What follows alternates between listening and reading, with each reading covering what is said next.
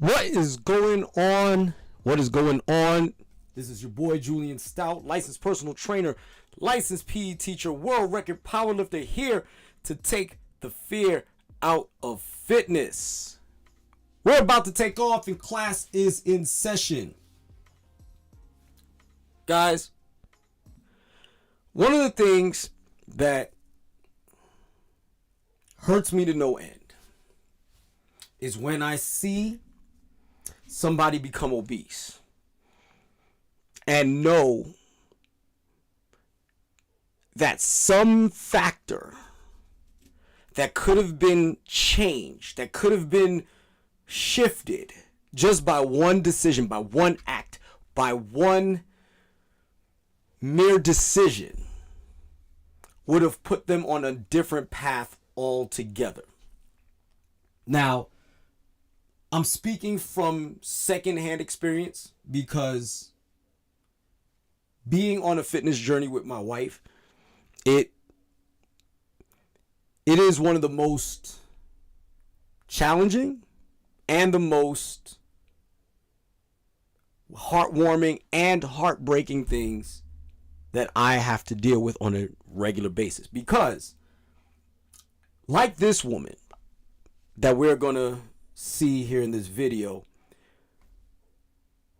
there is a moment in each of their lives that put them on a path of obesity.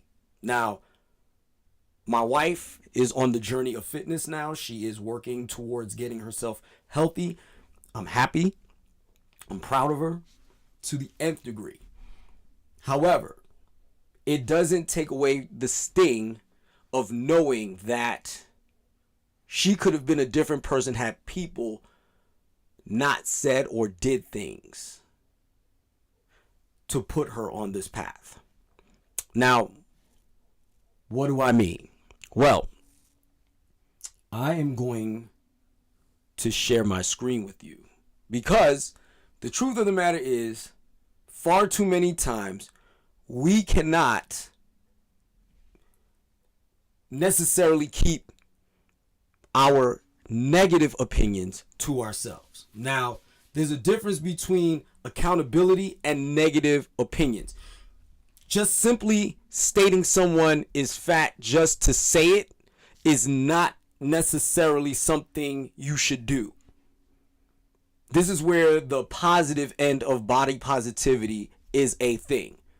Leave them alone unless you see that they're really getting unhealthy. Now, if you see that where they are in life is just bigger than you, and that's not your standard, that's not your standard. You don't know what that person's going through. You don't know how that person's living. You don't even know why this person may or may not be obese. It might be because of drugs. It might be simply because they're not eating properly. It might be because there's not available food in their diet based on the things that their family buys for them to even ingest on a normal basis. Because there are some people that have high level appetites, and then there's some people who have low level appetites. And then there's some people who eat more than others in terms of calories, and then there's some people who eat less in calories. So based on your caloric needs and your appetite, the combination of those two things might put you on a larger path than the average. And this is where the secret of nutrition comes in, where you can manipulate your nutrition to match your appetite. Unfortunately, if you have a massive appetite, I have bad news for you. You're going to have to eat a lot of vegetables. A lot of vegetables to go along with, if you're trying to maintain a certain body shape and a certain body type, you've got to eat a whole bunch of vegetables and completely avoid high dense calorie foods. Candy, cake, ice cream, donuts, this, that, the other. And when I say completely, I honestly don't mean like never ever touch the stuff. What I mean is to genuinely try and abstain from it for long periods of time. It's not going to be easy because everybody else is eating it around you. But You are your own gatekeeper. You are the caretaker of you. Nobody else on this planet is meant to take care of you but you. It is your responsibility to take it upon yourself to eat the right foods and have a bubble. Now, does that mean you got to be a stick in the mud and make everybody else uncomfortable around you because you're not eating what they eat? No. You don't even have to talk bad about them. That's the other end of talking, saying things negative.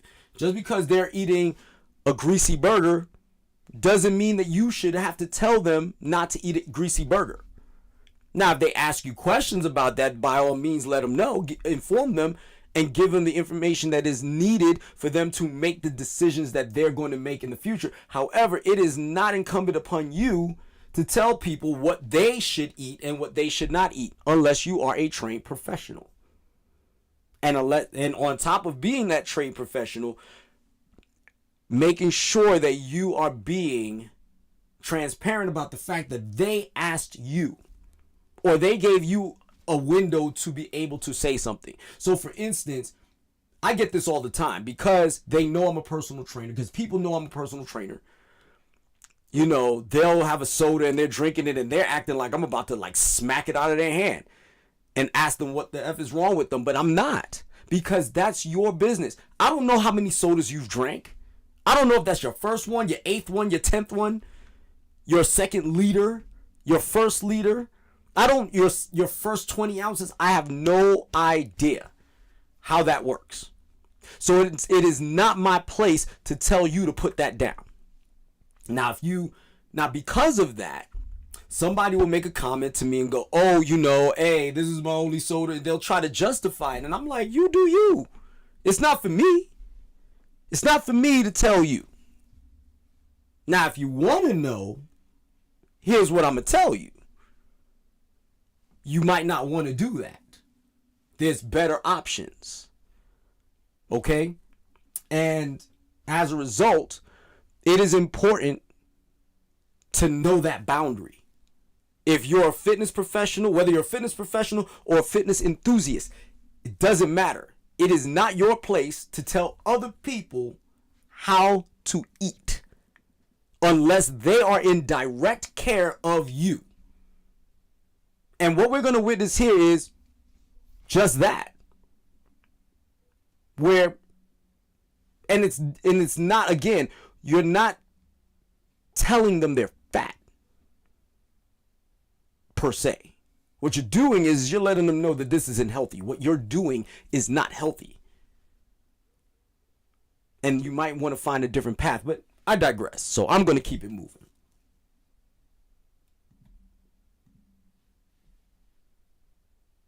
Even know how to stop eating. And I never thought in a million years this is what my life would be like.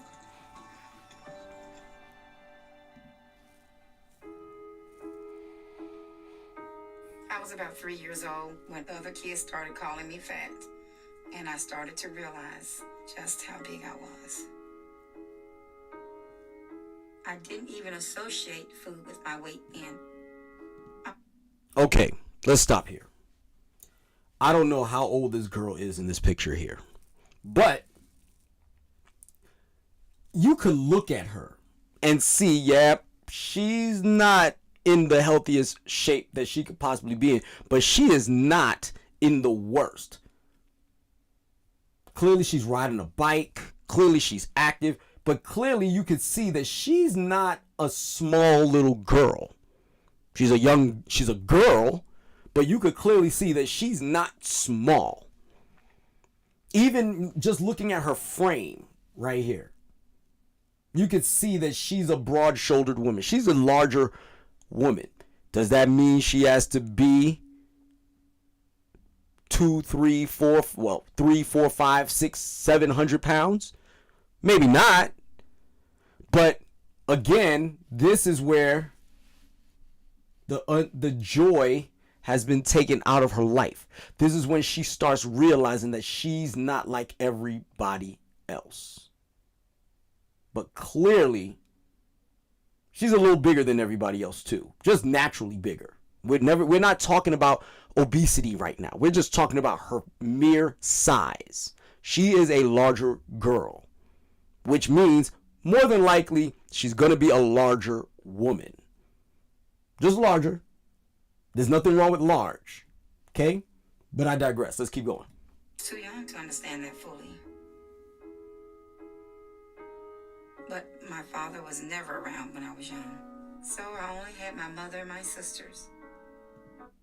Now here is where intervention should have happened. She's clearly obese. And she's clearly above the age.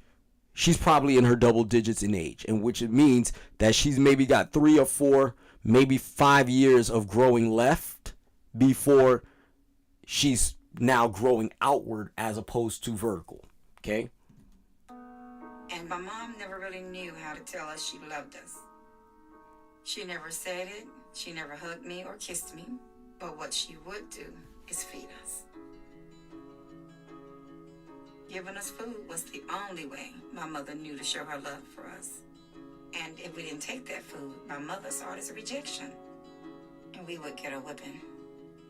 But now, knowing what we know now, I personally do not agree with forcing a child to eat everything on their plate. If they're no longer hungry, they're not hungry. If the food isn't good, it's not good. Now, I understand it from a poverty standpoint or from a standpoint of low income situations that every bit of food that you buy is important because you can't afford to go out and just keep replacing food because the child does not want it. And on the other end, you can't buy complete junk food because a child will only want junk food if that's what they've experienced. So as a result, it's kind of hard to particularly navigate that when you're in a struggling situation. But even within that, if a child is not hungry, do not force them to continue to eat because maybe their body is telling them it's time to stop. And what you're doing is that you're starting to override those sensories and those sensations that are in the stomach that go into your brain that lets you know it is time to stop. As a matter of fact, in most cases, your stomach doesn't tell your brain to stop before it's too late. You're usually too full by the time your body realizes that, wait a minute, we don't need to eat anymore. Just stop eating. Which means you're stretched out the reflexes in the stomach, which means the stomach now expects more food, which means now there's more calories involved, especially if the food is calorically dense, and now you're creating a whirlwind of problems. Okay? sister was small. Oh my God.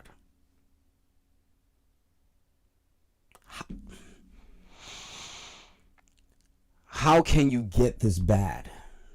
I just don't understand. Now, I'm not saying I don't understand literally, because I've studied psychology, I've done the research, all of that. It could be anything that causes somebody to get to that point. But what I'm saying is, there's a difference between being cruel and being concerned. Being cruel, just calling somebody fat. Like I said earlier, you calling a 3-year-old fat. What do you think you're putting in that child's head? But now, it's concerning. Look, she's got bed sores and warts and all kinds of stuff. She has literally probably got bed sores from the back of her legs all back. She's got that edema swelling, cracking going on in the back of her legs. She has no business being this big. And I'm not saying no business as in to be offensive. I'm saying she has no business being this big because it's got to be doing bad things to her. It had to been doing bad things to her before she got to this point. And she could not finish her plate. and I would sneak and help her with her plate so they wouldn't get punished. But at the same time, food was my mother's love to me. So I just ate everything I was given, and I just wanted more and more. So, number one, she associated food with love on multiple levels. Mother's love, in love of her sisters. She used that as her means to anesthetize herself with love. Now, I'm no psychologist, but we've done studies. We know how to listen and pay attention on what the triggers are. When she doesn't feel some type of way, food is coming. And then because that stretch reflex and the brain body connection starts to happen, now it's no longer even about the emotion of love. It is an autonomous thought. It is subconscious now. And now you have to be made aware of that subconscious thought. All because you threatened violence because your kids wouldn't eat, or your kids didn't eat, or your kids decided not to eat. I do sometimes blame myself for Miller being the way she is. I hope so. At the time, I thought it was fine that she ate that much. Because when I was coming up, it would be like we got a ton of food all the time. And so I just always feel like I want to see a child eat until they get enough. I don't even know how old she is here, but she's already walking with a cane. We should have had an intervention by this point. Now, granted, I'm assuming she's a lot older and we didn't have that type of thought patterns, but I'm here to tell you, if somebody's walking around with a cane and cannot move properly, there needs to be an intervention in order for that person to see the sun when they're supposed to.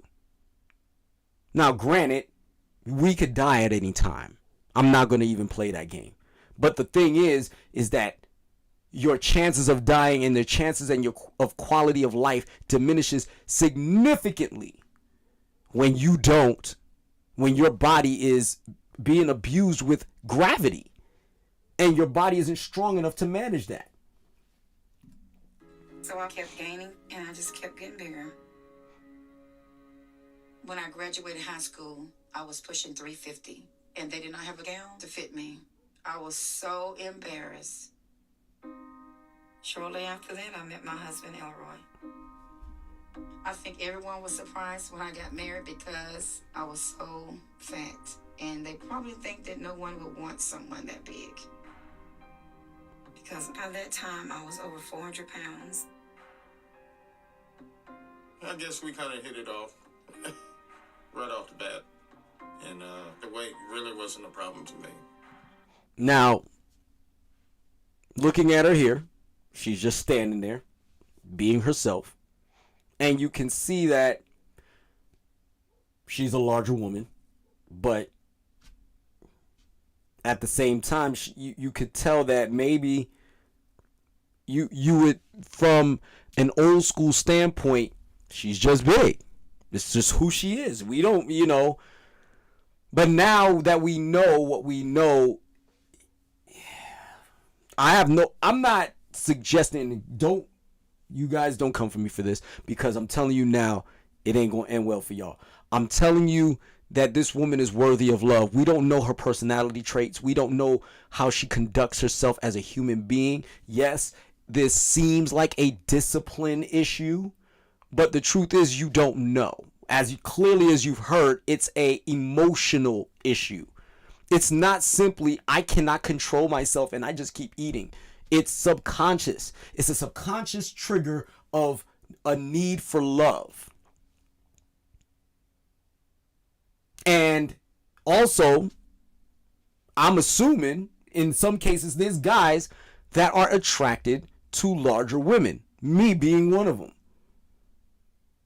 Now, does that mean that their health is no longer a concern because of my attraction for them? Absolutely not. But the truth is, it is what it is. Knowing what I know now, larger is fine, but you got to be in shape. You got to be healthy. If that's what your body is designed to be, that's fine. But if you're not a healthy individual, meaning you're not active, you're not a healthy person overall, and you just happen to be large, then no, that shouldn't be a thing. But this guy is clearly older. This guy is clearly, and again, our education has expanded over the last 30 years. Shoot, in the last 15 years, we've discovered more things about our health than we've ever discovered ever. So how was he supposed to know that this is the path they were on? Just to be fair to him. But there needs to be an intervention, especially when you're touching 400 pounds and there's no signs of change. All right? I was so in love with Elroy, I forgot I was fat for a minute. And soon after we got married, we had our first child, Esau. It was a dream. Notice she says she because I forgot she was always wanted fat. kids. I wanted to have a big family with as many kids as possible. But after having Esau, I was getting close to 500 pounds, and I was just too heavy to have another child. Yes, you can be too heavy to have children because a high level of body fat can not only be a pressurized situation for your womb, but also for that child that is in that womb. You're putting a lot of pressure on the sac, the fluid that is the embryonic fluid. You're putting pressure on that, causing your water to burst sooner than you plan to if you move wrong. Especially if you have strength. If you move wrong, water breaks before it's time. On top of all of that, your body starts to have these rejection situations happen where you miscarry. This is why it is not healthy to be beyond a certain body fat percentage even while pregnant. You can have a terrible pregnancy, but you must remain disciplined and vigilant on how it is that you're going to behave when you are of child. So we had to adopt. There were children from homes of drug-addicted parents, and my heart broke for them. So we started by adopting Jacob when I was 30. And within the next 2 years, we adopted Hannah and Caleb. Then when I was 38, we adopted Joshua. And that's how I got my babies. Now, clearly Esau is the young man in the yellow, in the orange yellow. And I'm not trying to be disparaging, but he's a big kid. But this also lends to the fact of what I just talked about. He's a big kid. We ain't even talking about his weight. You could tell he's a big kid. He's going to be big. Because look, mom is big, dad is big. Genetics, remember? Large people. Doesn't have to be fat. But he's large. That's an NFL lineman if he pushes himself correctly. If he challenges himself, he's going to be an NFL lineman easy. But oh my God. Somebody's going to say something stupid.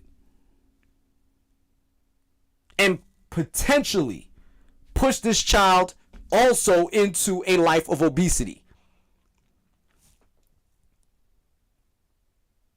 It takes a real strong mind, an insanely strong mind, to resist those urges of self-defeat. Because that's the mindset you have to be in order to ignore people's negative comments. Again, cruelty, not concern. If you're commenting on these people out of cruelty, save it. Nobody wants to hear it. But what I will tell you is if you have genuine concern, you could have a conversation. There's a lot of C's in this monologue right now, ain't there? But do it. Concern over cruelty.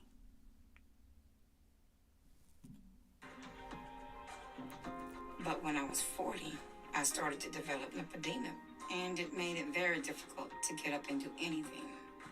Lipodemia, meaning her fat was swelling. As it got bigger and bigger, it became this huge weight, and it just held me down. And one day it got so big, I couldn't get up anymore. So I have no idea how big I am. All I know is I'm too big to get up anymore. So I'm trapped here, and I can't go anywhere. I can't do anything unless it's in this bed. Come on, put the bucket on Mama's bed. So most of everything around this house falls on my children. They have to do everything because Elroy started to have health issues a couple of years ago, and he's gotten worse. Hey!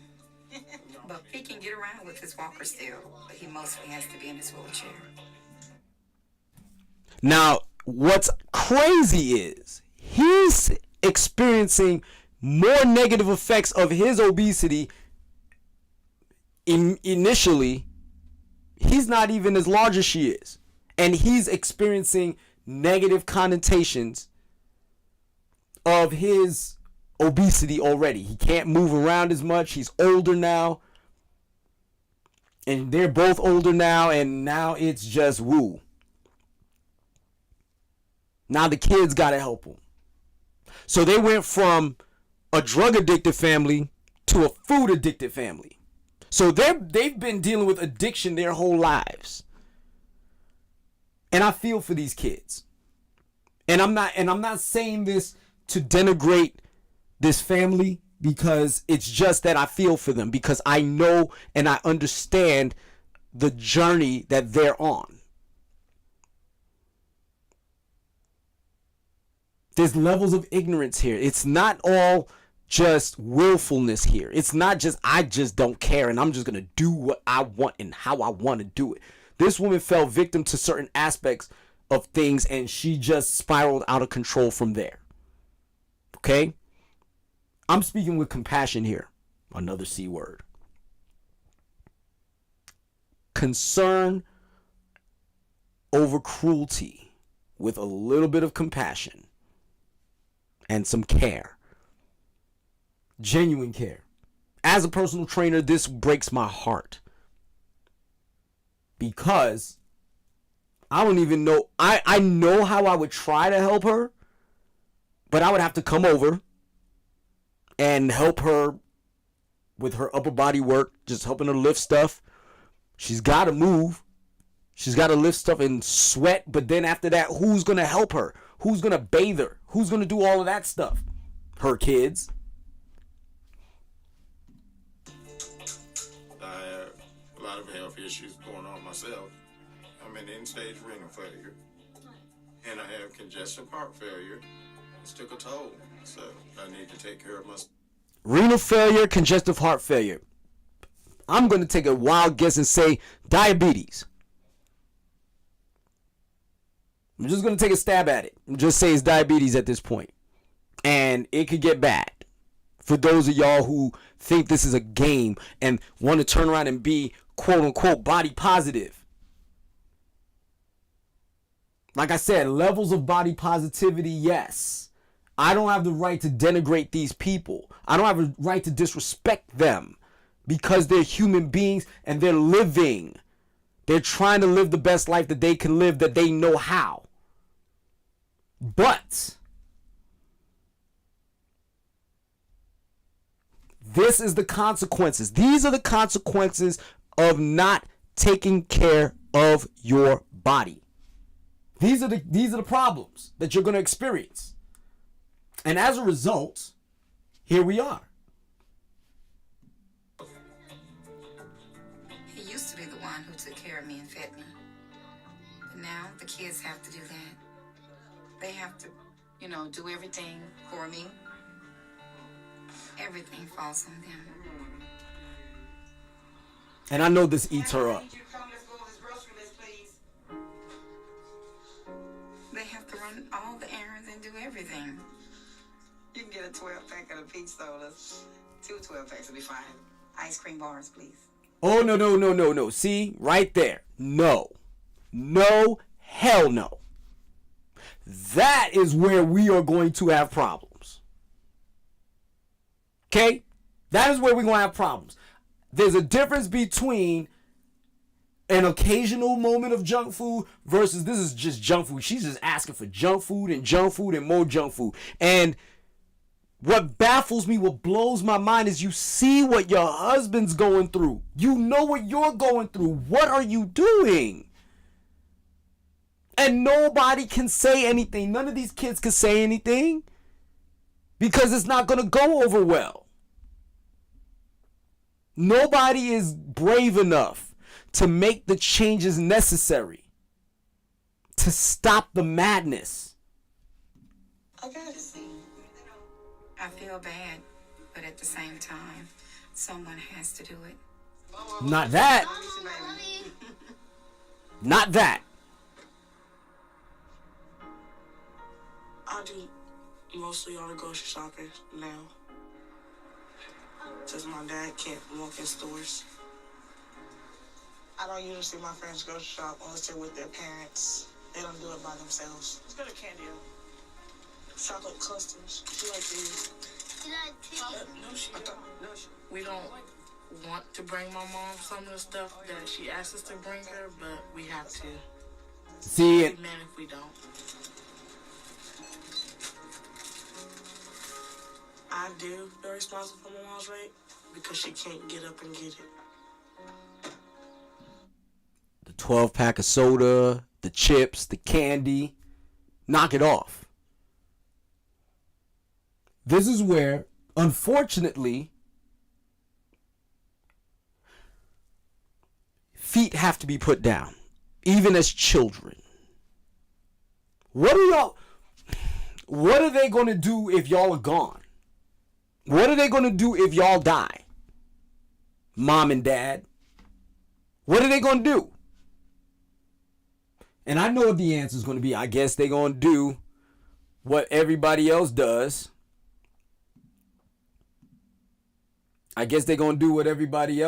But this is where the rubber meets the road. Forgive me, guys.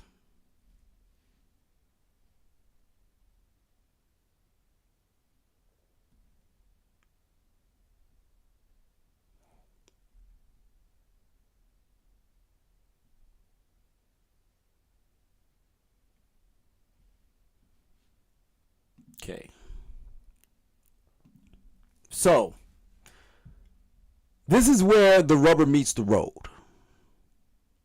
You got to go, Mom. I can't keep doing this. Dad is not healthy. You're not healthy. What are we going to do when y'all die? Because it's going to happen sooner than later. One of you, if not both. What are we going to do? And where's Esau? Just got a good question. Haven't seen Esau yet. It's just hard to know what to do when she wants food. Because we feel bad for her because she's on the bed. Oh, how y'all eating chocolate and get off me and eat? When I want them to bring... And see, now you eating junk around her, which makes it worse. You're not eating it in the house. You're eating it literally around her. Something I crave, I know that that's what's keeping me in this Oh bed. my goodness. And from being their mom. What did you eat today? But I just can't stop eating. McDonald? Once I start into a bag of junk food, there is no stopping. When I'm eating what I crave, it is such an incredible feeling. And I'm happy. But then, I start to come down from it. Like a drug. And I come back to reality and need the kids to help me again. Like cocaine. I got a piggy. And I feel awful. Let's go, Caleb. Joshua, come on. See? All right, let's go. Start up. Right, fan. Okay, done. I know it's horrible for them. And if I'm gonna do anything for them, 1, 2, 3. Okay. I have to do it from this bed. Hurry, Anna, hurry. Thank you. All right, table. But everything has to be brought to me. Can't blame the kids for obeying no one. The macaroni and cheese. Holy The monkey. noodles. They're frying. You're obligated to do it. Oh my God. You know, we bring her the food because we love her, but I know we're harming her. So basically, I kind of blame myself. Green beans not as good. At least they're taking accountability for what they're doing, because this is heartbreaking. This is genuinely heartbreaking. Yeah. This takes a lot. Now, I'm just letting y'all know I did not see all of this video. I probably saw the first 3 minutes of this video. Max. Probably 2. So this part of the video that we're watching right now, I did not see this. Macaroni and cheese is good. I don't think I cooked enough now, but I love Miller a hell of a lot. It's over to death, which is basically what I'm doing. I'm killing my wife. I wouldn't play in that. My wife will tell you I'm not playing in that. I would not. I refuse to do that, because I genuinely love you and I don't want to see you gone before it's time, especially if I have something to do with it.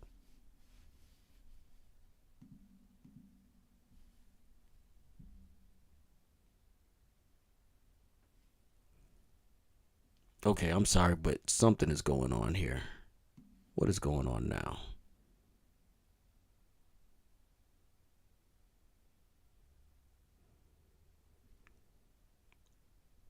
I have no idea what's going on, y'all, but let me see what's going on real quick.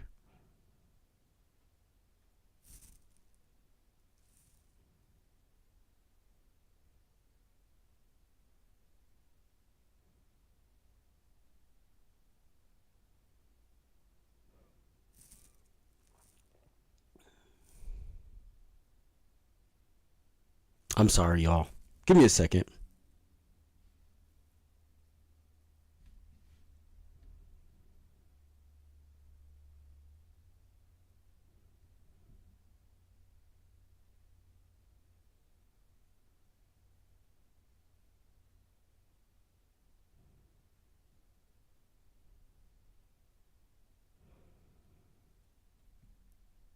Okay.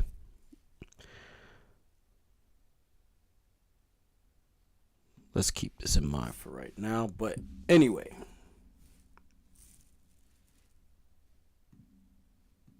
food is everything to me. And food is the last thing I think about before I go to bed. And the first thing I think about when I get up in the morning.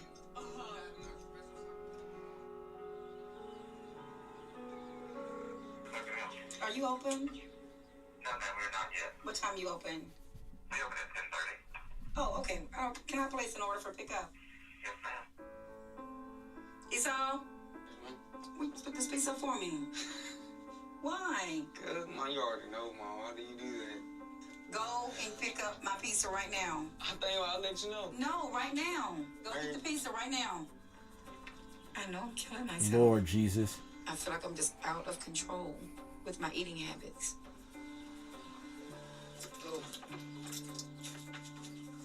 And I know every time I take a bite of food, They're sick. it's getting me that They're much sick. closer to death. They're sick to their stomach because they know what they're doing.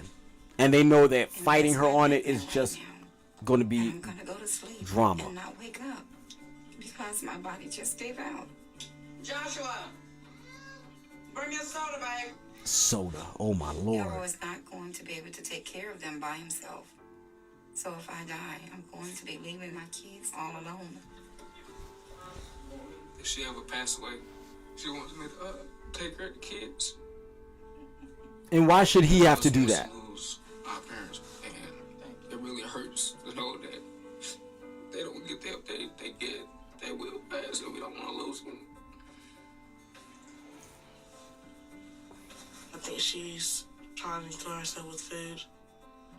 And I'm worried that she's not going to make it. I don't want to die like this. This is not the memory that I want for my children to have.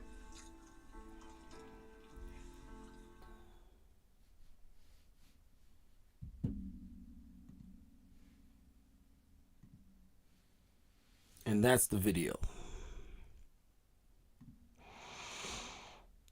I'm gonna land this plane. On one end, I feel bad for these kids because they're between a rock and a hard place. They cannot fight her on this. Not yet, at least. They're in no position to fight her. And even if they do, it's just added undue stress, more drama. DoorDash, Uber Eats is now a thing. So if you won't bring it, guess what? It'll just come to me. And you just better open the door. That's what's going to happen. And this is the lack of courage everyone has that from mom on down the line failed her. Because nobody opened their mouth and said, hey, I am concerned for your health. And I don't want to do this anymore. I'm not going to do this anymore. I'll be here, but I am not contributing to the delinquency of your obesity. I'm just not.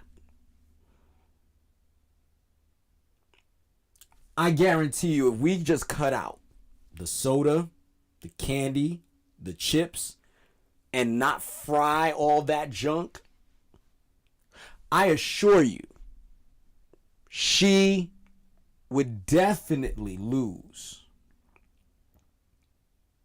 several hundred pounds in a matter of months. More vegetables, more vegetables, more vegetables, less grease, less fat.